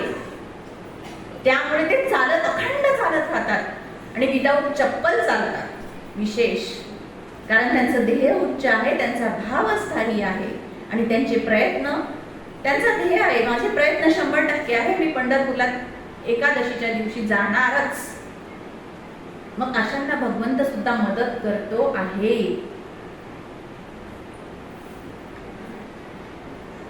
हे सगळं बघितल्यानंतर कृष्णाची गरज, ह्या सगळे उदाहरणं सांगितल्यानंतर कृष्णाची गरज आपल्या जीवनामध्ये काय आहे हे आपसूक आपल्याला लक्षात येत असतं. म्हणजेच जीवनात अंधार दाटलेला आहे, आपण संकटात आहोत, दुःख दैन्य आहे, त्यावेळी आपल्याला कृष्णाची गरज आहे. फक्त त्यावेळीच नाही तर प्रत्येक वेळी प्रत्येक श्वास घेण्याच्या वेळी आपल्याला कृष्ण हवा आहे, कृष्णाची गरज आहे. पण आपल्यामध्ये ती हिंमत हवी. आणि जेव्हा आपण खचलेलो असतो ना, तेव्हा आपल्याला आश्वासन कुणीतरी देत असतं की नाही, हे होणार आहे तुझ्या आयुष्यात. ती आशा आपली पल्लवित आणि जिवंत ठेवण्याचं काम हा भगवान श्रीकृष्ण आपल्या जीवनामध्ये नेहमी करत असतो. एखादी गोष्ट करताना ना आपण ती पूर्ण ताकदीनिशी केली पाहिजे किंवा त्याच्यात मग्न होऊन केली पाहिजे. जसं रास खेळताना जर कृष्ण बघितला तर पूर्ण सगळं विसरून जायचा आणि अंतर्धान पवायचा आणि अगदी मनमुरादपणे रास खेळायचा. बासरी वाजवताना किती तल्लीन, स्वतः तल्लीन व्हायचा तो, म्हणून इतर त्याच्याकडे आकर्षित व्हायचे आणि ते सुद्धा त्याच्या बासरीमध्ये एक रूप होऊन जायचे. म्हणजे ही एकरूपता आपल्या कर्मामध्येही असली पाहिजे, असं इथे मला असं वाटतं कृष्णाला त्याच्या या विचारांमधून किंवा त्यांच्या या कृतीमधून कृष्णाने थेट विचार दिल्या नाही, तर आधी कृती केली. म्हणजे आपण म्हणतो ना, आधी प्रयोग करा आणि मग अनुमान सांगा. तर त्याने अनुमान हे सांगितलंच नाही, मी तर म्हणते त्याने फक्त प्रयोग केले आणि ते स्वतःवरच केले विशेष. पण आपण त्याच्यातनं काय अनुमान काढतो हे त्याने आपल्यावर सोपवलं. अर्जुनाला सुद्धा त्याने त्याचा विचार जेव्हा सांगितला की तुला काय करायला हवं, हे माझं म्हणणं आहे, पण तू सुद्धा विचार कर. त्याने सांगितलं नाही की मी सांगतो म्हणून करच, असं नाही सांगितलं त्याने. तू सुद्धा याचा विचार कर आणि मग हवा तो निर्णय घे, हे त्याने अर्जुनावर सोपवलं. मग भगवंत सुद्धा असंच करतो. मी इथेच आहे, मी तुम्हाला मदत करणार आहे, मी तुम्हाला ह्या मार्ग सांगतोय, पण या मार्गावर कसं चालायचं, कधी चालायचं, कुठे चालायचं, का चालायचं हे तुम्ही ठरवायचं आहे. कारण त्याने जेव्हा दोन विभिन्न गोष्टी या निसर्गात निर्माण केल्या, ते म्हणजे मानव आणि पशु. मानव हा वेगळा आहे पशूंपेक्षा, कारण त्याला मन आणि बुद्धीचं वरदान त्याने देऊन टाकलं. त्याने त्याचं काम सोपं केलं. स्पून फिडिंग नाही ठेवलं आपल्याला, तुला मन दिलंय, बुद्धी दिलीये, मी हा मार्ग सांगितला आहे, तू त्या दोघांचा वापर कर आणि या मार्गावरती चाल. हे मानवाला तो कृष्ण आजही सांगत आहे आणि अखंडितपणे सांगत राहणार आहे. असा हा कृष्ण. एकदा मी अशीच बसली होती पारिजातकाचा, माझ्या मुलाला मी डॉक्टरकडे घेऊन जातो तिकडे निगडीला एका, तर तिथे ना खूप सुंदर असा पारिजातकाचा बेल आहे. तिथे फुलं पडलेली असतात आणि खूप सारा सुगंध येत असतो आणि तपासून आलं की ती फुलं कोमेजून जातात. मग त्याच्यावर ना मला आठवलं की पारिजातकाचं फुल, आपल्या सगळ्यांना माहिती आहे आपण बाळकृष्णाला पारिजातकाचं फुल देतो, म्हणजे त्याने ते स्वीकारलेलं आहे कृष्णाने. तर तेव्हा माझ्या मनाला नकळत एक विचार आला आणि एक सुंदर असा लेख माझ्या हातून लिहिला गेला.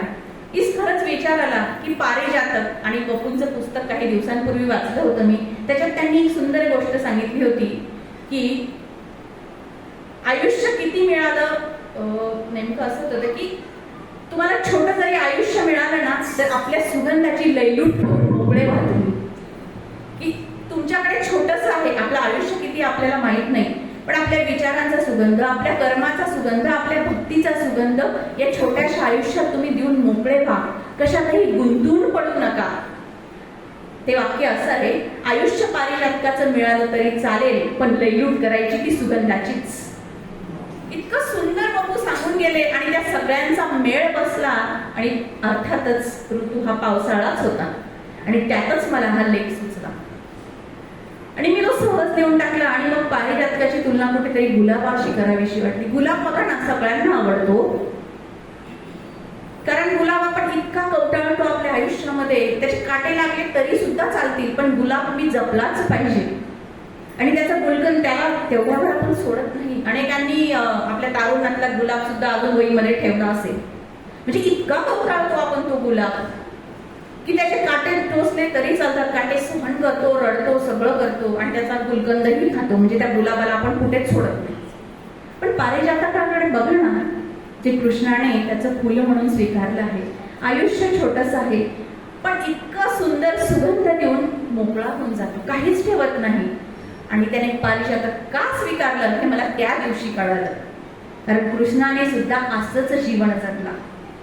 जन्म झाला तेव्हा जन्मदात्या आईवडिलांना तात्काळ सोडावं लागलं, त्याला गोकुळ सोडावं लागलं, नंद यशोदेला सोडावं लागलं, मथुरेत त्यानंतर त्याच्या सख्यांना त्याची मित्रमंडळी होती त्यांना सोडावं लागलं, राधेला सोडावं लागलं आणि त्याची बासरी होती ती सुद्धा त्याला शेवटी सोडावी लागली.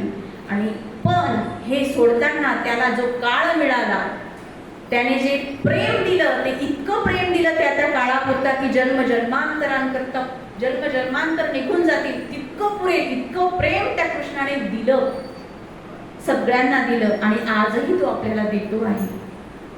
बघा ना, म्हणजे त्याच्याकडनं ही खूप मोठी गोष्ट शिकण्यासारखी आहे. तो कुठल्याही नात्यात कुठल्याही बंधनात अडकला नाही, सतत कर्तव्य पूर्तीकडे तो वाटचाल करीत राहिला. सगळं सोडलं त्याने, बासरीला सोडलं, शेवटी श्रीकृष्णने सुदर्शन चक्र हातात घेतलं आणि ते चक्र यासाठीच घेतलं, यदा यदा हि धर्मस्य, त्याने सांगितल्याप्रमाणे, आणि मग त्याने त्याचा नाश केला. म्हणजेच हा लेख माझ्याकडनं नकळत लिहिला गेला आणि तिथे कृष्ण, पारिजातक, गुलाब सगळं येऊन गेलं आणि खरंच वाटलं की आपल्याला असं का नाही होता येतो, का आपण भूतकाळातल्या आठवणींमध्ये रमतो. चांगल्या गोष्टी असतील तर ठीक आहे, पण हा मला त्यावेळी असं असं बोलला होता, त्याने मला असं असं केलं, हे आपण जन्म म्हणजे शेवटपर्यंत विसरत नाही आणि मी त्याचा बदला घेईन. अहो, काही बदले तर असे जे पिढ्यानपिढ्या चालू आहे, यांच्या घराण्याने आम्हाला असं असं बोलले होते, असं असं केलं होतं, ती दुश्मनी आम्ही पिढ्यानपिढ्यांपर्यंत चालवतो, पोचवतो. काय शिकलो आपण कृष्णाकडनं? आपण म्हणतो रामकृष्णाच्या ह्या भारतभूमीत आम्ही राहतो, मग त्याने हा संदेश दिला का? त्याने हा संदेश नक्कीच दिला नाही आपल्याला. तुम्ही करा तुमचं कर्तव्य करून, प्रेम देऊन मोकळे व्हा, हेच कृष्ण त्याच्या पूर्ण जीवनामध्ये आपल्याला सांगत आला. आणि दुसरी शेवटची गोष्ट जी प्रत्येकाला असते ती म्हणजे मृत्यू. जो जन्माला आलेला आहे तो एक ना एक दिवस मरणार आहे, हे कृष्णाला ठणकावून सांगायचंच होतं, म्हणून त्याने मृत्यू सुद्धा स्वीकारला, अगदी मानवासारखा स्वीकारला, जसं आपण मरतो तसं. भालका तीर्थ आपल्याला माहिती असेल, गुजरातमध्ये आहे, ते वेरावळ येथे भालका तीर्थ म्हणून आहे, ते त्याचं कृष्णाचं निजधाम आहे. तर तिथे ते आराम करत होते श्रीकृष्ण. जारा नावाचा एक शिकारी आला आणि त्याने बाण मारला, चुकून तो बाण कृष्णाच्या तळपायाला लागला. आणि कसं बघा ना, बाण लागला, असे बाण तर युद्धात किती लागले होते, पण जगले तरी पण सगळे, पण तो बाण लागला आणि कृष्ण तिथंच निजधामी पोहोचला. म्हणजे मग त्या थोड्या वेळाकरता त्याला शिकाऱ्याला खूप कसं तरी झालं, तो त्याच्यावर हातापाया पडायला लागला की मला माफ करा, माझ्याकडनं हे चुकून झालं, मला क्षमा करा. तर तो हसला कृष्ण आणि म्हणाला, अरे तुला मी माफ, तू गुन्हाच केला नाही काही, मी तुला माफ का करू? अरे ही तर माझीच लीला होती. आणि तिथेच तो निजधामी गेला. ते भालका तीर्थ म्हणून आपण अलीकडेच आम्ही त्याला भेट देऊन आलो आहोत. ते छान असं ते मंदिर आहे आणि तिथे कथा पण छान चित्ररूपाने दाखवलेली आहे. आपणही बघा, बरेच जण बघून आले असते. म्हणजेच काय, त्याने मृत्यू सुद्धा स्वीकारला. आणि म्हणूनच म्हणावं असं वाटतं की त्याने ज्या सगळ्या जन्मापासून मृत्यूपर्यंतच्या गोष्टी केल्या ना, आपण ज्याला लीला म्हणतो, त्या सगळ्या माणसाप्रमाणेच केल्या, ज्या तुम्ही आम्ही करू त्याच केल्या. तो प्रेमात पडला, त्याने चोरी केली, त्याने युद्धातून पळ काढला, हे आपणच करू शकतो, हा देव नाही करू शकत, पण तरी सुद्धा तो देव आहे. म्हणूनच कृष्ण हा पूर्ण अवतार आहे, त्याला आपण पुरुषोत्तम म्हणत असतो. आता कृष्ण म्हणजे नेमकं काय? व्याख्यानाच्या उत्तरार्धात जाताना मी सांगितलं कृष्ण म्हणजे नक्की काय. या सगळ्या गोष्टींमधून आपल्याला एक एक शिकवण अशी, एक एक धडा हा वेचत वेचत जावा लागणार आहे. बऱ्याच गोष्टी आपण जीवनामध्ये वेचलेल्या असतात, पण वेचलेलं जे काही राहिलेलं असेल, ते जे वेचलं आहे ते आपण साठवून ठेवलं पाहिजे. आणि जे राहिलेलं आहे ते आपण जरी आपण आता आपल्या जीवनाच्या ज्येष्ठत्व आपण म्हणतोय त्या ठिकाणी आलो, तरी सुद्धा माणूस हा शेवटपर्यंत विद्यार्थी असतो. आणि शेवटचा क्षण सुद्धा जर आपल्याला आनंदी करायचा असेल, वेचलेलं जे आहे ते आपण साठवायला पाहिजे. आणि जे राहून गेलेलं आहे ते या क्षणी सुद्धा आपण वेचलं पाहिजे. हा संदेश सुद्धा आपल्याला श्रीकृष्ण त्याच्या संपूर्ण चरित्रामधून देऊन जात असतो. आणि कृष्ण म्हणजे नेमकं काय, तर कुणाला तो तत्वज्ञानाचा द्रष्टा वाटला, कुणाला तो अध्यात्माचा उद्गाता वाटला, कुणाला तो कल्याणकारी आनंददायी वाटला, कुणाला तो जीवनाचा सुगंध देणारा वाटला, जसा मला वाटला आता. त्यानंतर त्याने त्या नृत्यामध्ये आपल्या सगळ्यांना सामील करून घेतलेला आहे आणि तो एक नृत्यकारी म्हणजे कोरिओग्राफर आपण म्हणतो ना, तो एक कोरिओग्राफर आहे. तो आपल्याला नाचवतो आहे असं आपण म्हणतो, पण नाही, त्याने कर्मयोग समजावला आहे. त्याच्या आधी आपण विचार केला पाहिजे. त्याने भाव समजावला आहे.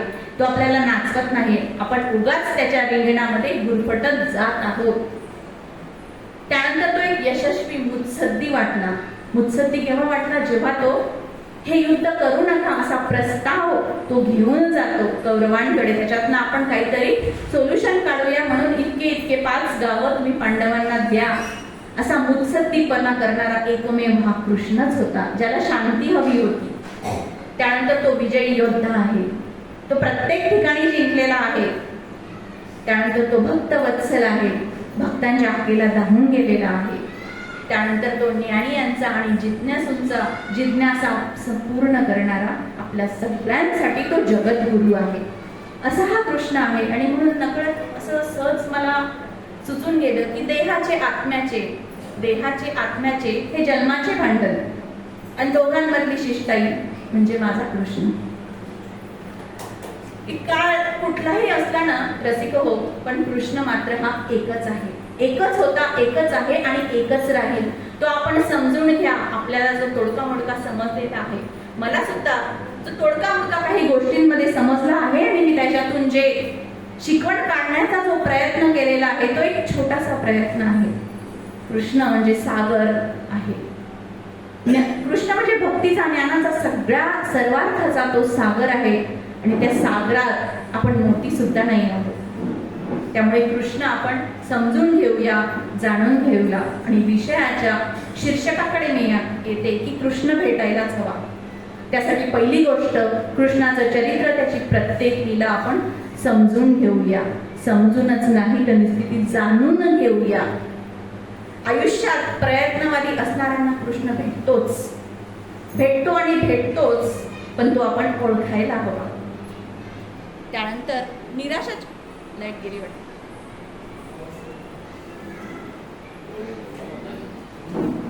त्यानंतर निराशाच्या गर्तेत असताना, आपत्तीत असताना अचानक कुणीतरी आपल्याला मदत करून गेला आणि आशेचा किरण दाखवला. होय, तो आणि तो कृष्णच होता. हे नक्की आठवण्याचा आणि लक्षात ठेवण्याचा प्रयत्न करा. कृष्ण कोण असतो? तो मानवी रूपातच असतो. मग तो लहान मुलगा असेल, एखादी ज्येष्ठ व्यक्ती असेल, एखादा कुमार असेल, एखादी स्त्री असेल, एखादा आंधळा असेल, एखादा बहिरा असेल, कृष्ण कोणत्याही रूपात येतो आणि आपल्याला ते दर्शन नक्की देत असतो. पण यासाठी आपल्याला काय करायला हवं? सगळ्यात महत्त्वाची गोष्ट म्हणजे कृतज्ञता हवी. जर मला कुणी मदत केलं, आज तर फॉर्मॅलिटी झाली आहे, सॉरी थँक्यू हे शब्द म्हणजे असे हवेत उडतात फक्त, मला तर आवडतच नाही. ते अगदी कोणी आपण सहजच कुणाला सॉरी थँक्यू म्हणतो, पण तेवढ्यावर न थांबता ती कृतज्ञता सतत मनात ठेवली पाहिजे. कारण स्वाध्यायाचे प्रणेते जे आहेत परमपूज्य पांडुरंग शास्त्री आठवले, ते म्हणतात की या जगात सगळ्या पापांना प्रायश्चित्य आहे, पण कृतज्ञ माणसाला प्रायश्चित्य नाही. त्यामुळे काही गुण नसेल ना आपल्याकडे, आपण कृतज्ञ राहा. जो या जगात कृतज्ञ राहिला त्याने सर्वस्व जिंकलं. म्हणजे नम्रता, त्याची कृतज्ञतेची पहिली पायरी म्हणजे नम्रता ठेवा. आपल्याकडे जे आहे ना त्याविषयी नम्रता ठेवा आणि त्याविषयी आपल्याला जे मिळालेलं आहे त्याविषयी आपण कृतज्ञ राहा. ज्यांनी आपल्याला मदत केलेली आहे, मग ती छोटीशी का मदत असे ना, ती छोटीशी मदत आपल्यासाठी खूप मोठी असते हे आपल्याला कळत नाही. त्यामुळे त्यांच्याविषयी आपण कृतज्ञताही ठेवली पाहिजे.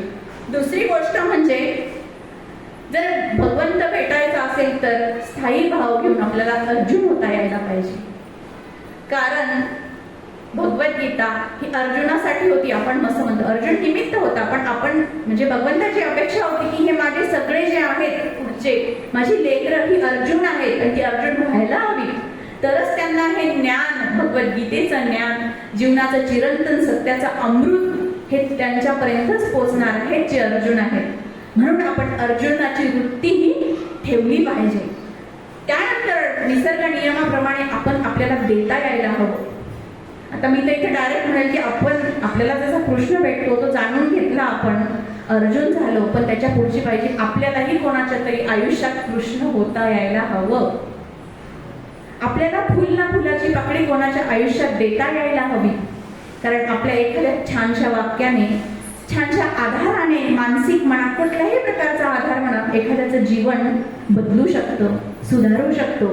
जसं वल्ल्याचा वाल्मिकी होऊ शकतो, तसंही आपण कोणाच्या जीवनामध्ये आशेचा किरण आणू शकतो. म्हणजेच आपल्याला कृष्ण होता यायला हवं. आणि अर्थात निसर्ग नियम आहे, आपण 4 दाणे पेरले तर 4000 दाणे आपल्याला हा निसर्ग देतो, म्हणजेच हा भगवंत आपल्याला देत असतो.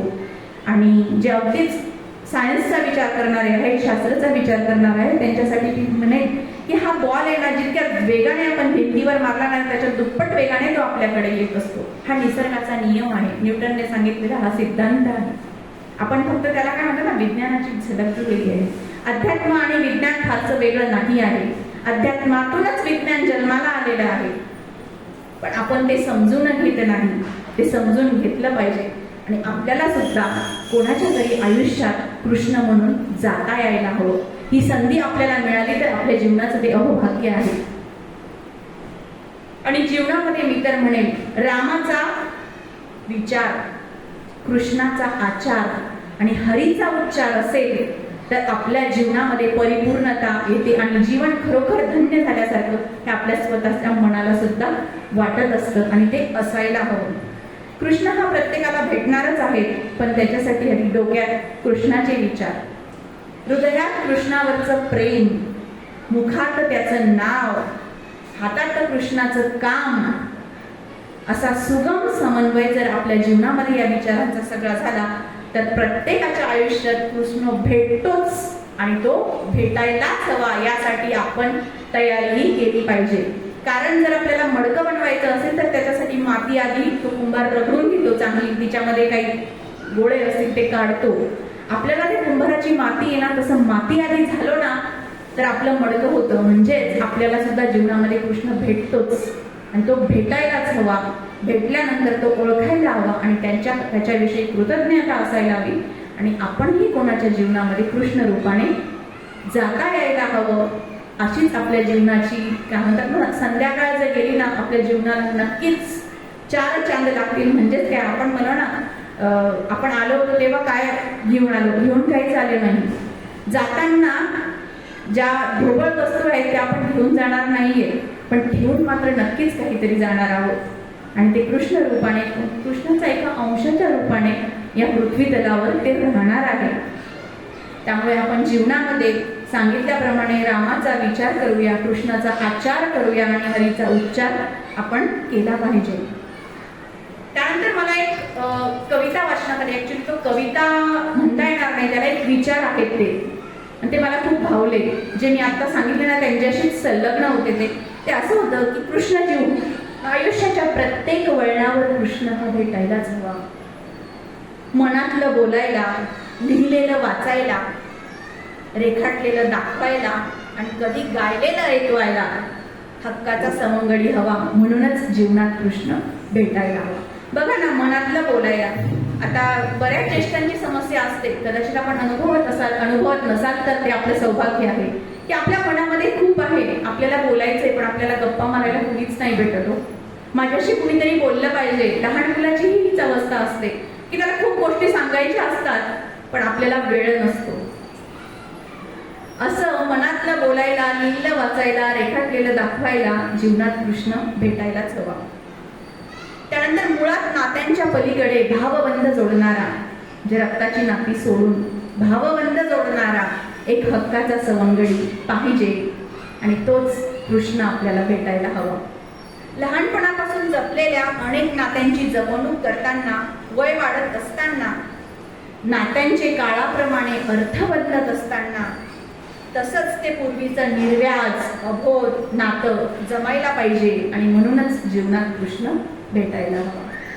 तो कृष्ण कितीही असू शकते, आपलं मनातलं सारं जाणणारी ती असते. कधी आपलं खोलवर मन रित करता आलं पाहिजे असा हक्काचा विश्वासाचा कृष्ण जीवनात भेटायलाच हवा. आपल्या आजूबाजूला तो सापडेल असंही नाही.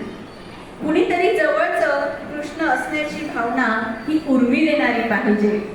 मात्र कधी मनाचा पेंढा होता कामा नये. आणि सुंदर विचारांची रम्य मुरली घडवणारी ती आयुष्यात येणारी अशासाठी आपल्याला कृष्ण हा जीवनात भेटायला हवा. खरंच त्या मुरलीधराकडे मुरली होती का? ही अनेकांच्या मनात रुजणारी ही आश्वस्त मैत्री होती का? आपण बघा ना, किती साधा भाव आहे की त्याच्याकडे मुरली होती हे गृहीत धरलेलंच आहे आणि ते धरूनच आपण आपलं आयुष्य जगत आहोत. त्याच्या या मुरलीच्या अस्तित्वाने अनेक मनात उमटत असलेल्या आनंद लहरी, अनेकांच्या मनामध्ये मुरलेला तो मुरली मनोहर आपल्याला भेटायलाच हवा आणि आयुष्यात जीवनाच्या प्रत्येक वळणावर, प्रत्येक टप्प्यावर प्रत्येकाला कृष्ण हा भेटायलाच हवा, भेटायलाच हवा. मी जे आता बोललीच, अर्थात ते सगळं माझं नाही, कृष्णानेच कदाचित माझ्याकडनं ते वदवून घेतलं आहे. त्यामुळे इदम न मम म्हणत मी हे सगळं कृष्णाच्या चरणी अर्पण करून कृष्णार्पण नमस्तु करते. कृष्णं वंदे जगद्गुरु. धन्यवाद.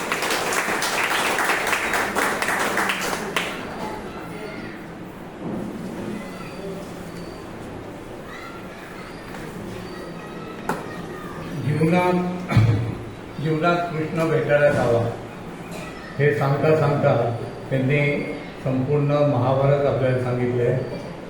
रामायणाच्या थोडी कथा घेतलेली आहे त्यांनी, पण ते बहुतेक महाभारतावरच गेलेले आहे.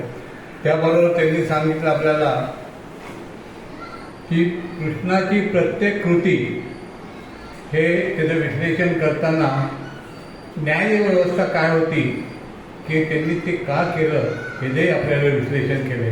मी त्यांच्या आजच्या कार्यक्रमाला फारच सुंदर एवढंच म्हणू शकतो, त्याच्यावर मी काही विचारू शकत नाही.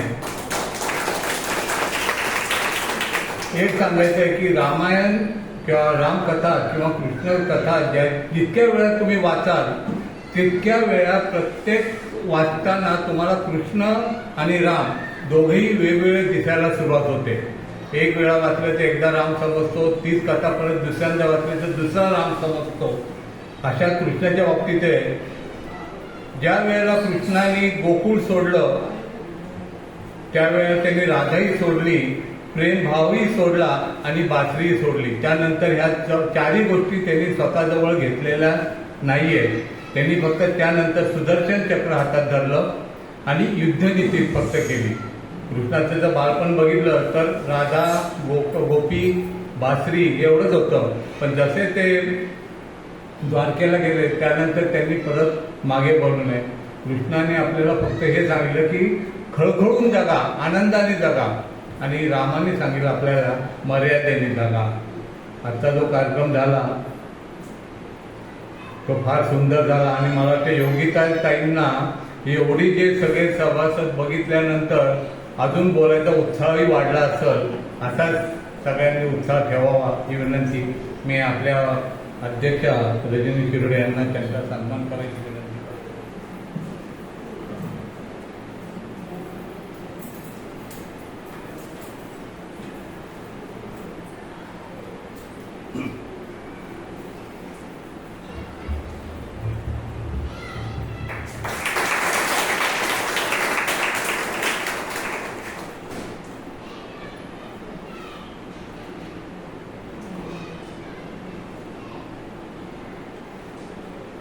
महिला सदस्यांनी एक 10 मिनिटं थांबायचे. त्याला काम आहे थोडंफार तिकडे घ्यायचं. आणि आजचा कार्यक्रम संपला का? संपला असं मी जाहीर करतो. सांगितलं ना.